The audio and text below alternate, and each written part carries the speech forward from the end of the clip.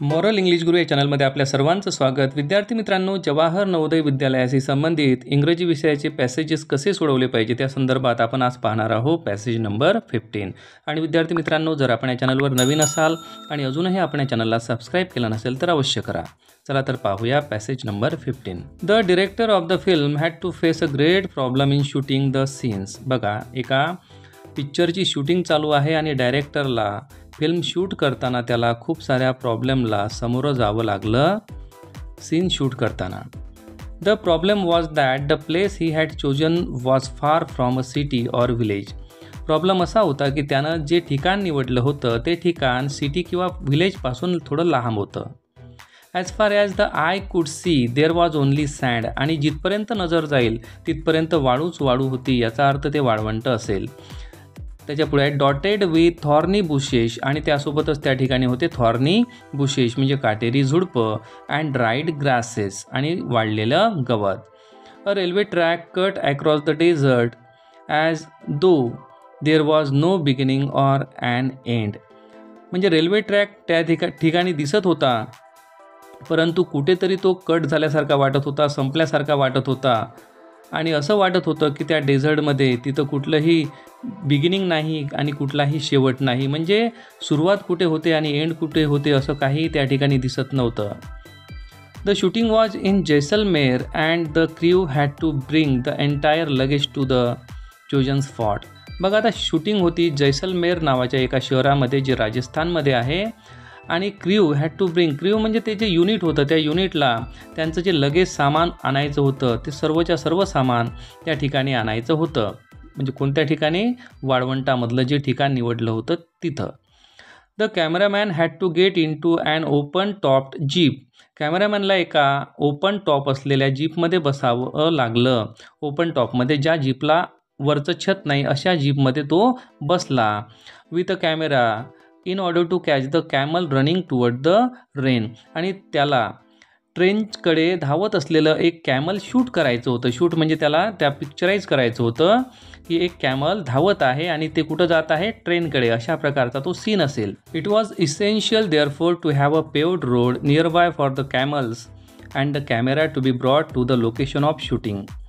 म्हणजे बघा, आता हा सीन पिक्चराईज करण्यासाठी कॅमलला त्या ठिकाणी आणणं गरजेचं होतं आणि कॅमल धावत आहे अशा प्रकारचा सीन होता. त्यामुळं त्या ठिकाणी पेवमेंट केलेला रोड असणं आवश्यक होतं. पेवमेंट म्हणजे फरशी टाकलेला, म्हणजे प्लेन रोड असा त्या ठिकाणी आवश्यक होता. आणि प्लेन रोड आणखीन कशासाठी आवश्यक होता? कॅमेरासुद्धा त्या ठिकाणी आणायचा होता त्या लोकेशनला. म्हणून कॅमेरा आणण्यासाठी आणि कॅमलला आणण्यासाठी दोन्ही गोष्टीसाठी पेवमेंट केलेला रोड आवश्यक होता. The next thing was getting a train. आणि दुसरी गोष्ट होती की ट्रेनसुद्धा त्या ठिकाणी त्या सिच्युएशनला आली पाहिजे. Suddenly the price of coal went up. आणि बघा, आता काय झालं? अचानकच कोलचे प्राईस, म्हणजे कोल म्हणजे दगडी कोळसा, त्याच्या किमती वाढल्या. वेंट अप म्हणजे आकाशाला भिडल्या. And the train they were to use was cancelled. आणि त्यांना जी ट्रेन यूज करायची होती ती कॅन्सल्ड झाली ॲट अ डेज नोटीस, त्या दिवसाच्या पर्यंत. बघा, पहिला प्रश्न, the shooting of the film was to take place in. Shooting कोण्या ठिकाणी होणार होती? City, village, desert, palace. Answer आहे डेझर्ट, वाळवंट, सी. दुसरा प्रश्न, an open topped jeep was required because. Open top असलेली एक जीप त्या ठिकाणी पाहिजे होती. कशासाठी? The director wanted to enjoy the scenery. नाही. The running camels were to be film. बरोबर. They had to travel 100 mile. नाही. The train was not available. नाही. ॲन्सर आहे त्या ठिकाणी एक रनिंग कॅमलला शूट करायचं होतं, त्याला फिल्म करायचं होतं. म्हणून ॲन्सर 2चं बी. तिसरा प्रश्न, there were thorny bushes all around because. त्या ठिकाणी सगळीकडे काटेरी झुडपं होते. काय आहे कारण? A, bushes grow everywhere. Bushes सर्वत्र वाढतात. The director wanted so. डिरेक्टरला तसं पाहिजे होतं. The place was in the desert. ते प्लेसच वाळवंटामध्ये होतं. The cameraman needed them. कॅमेरामॅनला ते पाहिजे होतं. तर त्या ठिकाणी अवतीभोवती सगळे बुशेस असण्याचं कारणच होतं की ते प्लेस कुठं होतं? डेझर्टमध्ये. म्हणजे ॲन्सर सी. चौथा प्रश्न, the director thought that shooting of the scene might not take place as. डायरेक्टरला असं वाटलं की शूटिंग, त्या सीनची शूटिंग कदाचित होऊ शकणार नाही. का वाटलं त्याला? Coal was not available, coal उपलब्ध नव्हता, म्हणजे दगडी कोळसा उपलब्ध नव्हता रेल्वेसाठी.